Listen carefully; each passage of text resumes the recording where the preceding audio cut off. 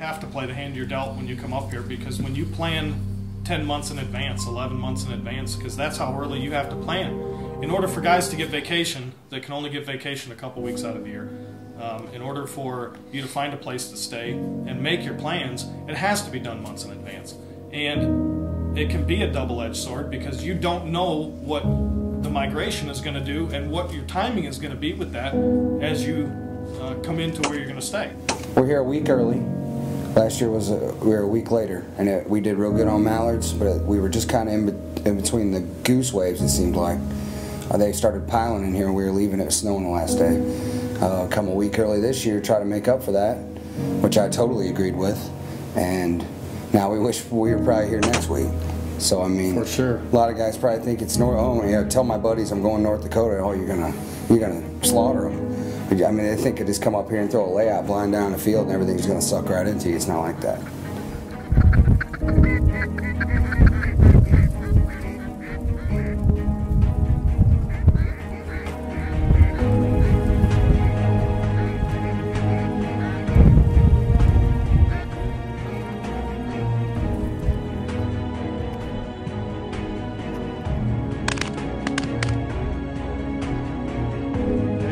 I had to pull out my lucky T-shirt.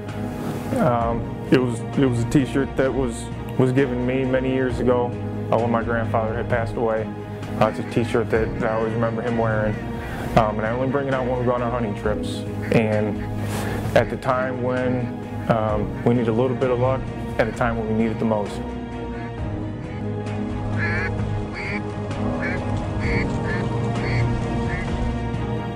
You expect to come up here, you hear so much about North Dakota, you expect to come up here and just walk into fields that are just a mecca of waterfowl.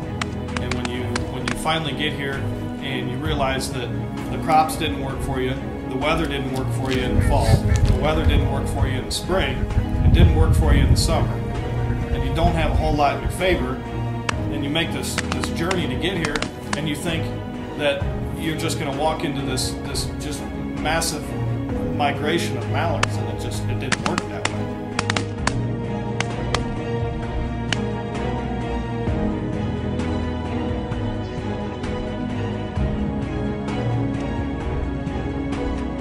If you pick someplace up north and it gets really brutally cold real fast and locks everything up, and by the time you get there everything's iced up, then you know your chances of finding birds are slimmer.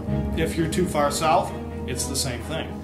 If it's warmer up north and the birds end up staying there longer, you know, you're left with a lot of local birds, you're left with early migrators, or if they haven't got the crop out, in our case, then you're left with what we've had, which was a tough hunt.